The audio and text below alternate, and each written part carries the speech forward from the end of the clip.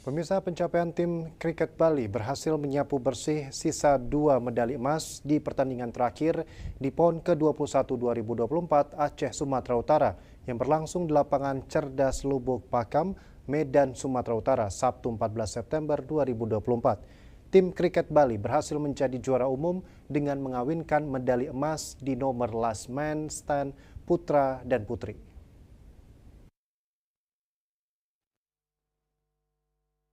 Di final, Bali mengalahkan kedua wakil DKI Jakarta.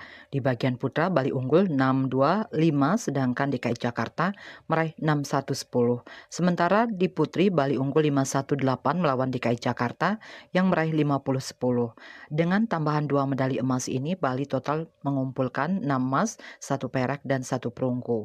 Raihan ini pun disyukuri Pengprov Persatuan Kriket Indonesia PCI Bali. Sekum Pengprov PCI Bali, Inyoman Karyana Wirawan mengucapkan terima kasih berkat doa dari masyarakat dan pecinta olahraga kriket di Bali, tim kriket berhasil menjadi juara umum. Sementara Ketua Umum Pengprov PCI Bali, Agung Bagus Tri Chandra Arka menambahkan, pihaknya mengapresiasi perjuangan yang dilakukan atlet dari awal sampai akhir. Bali Post melaporkan.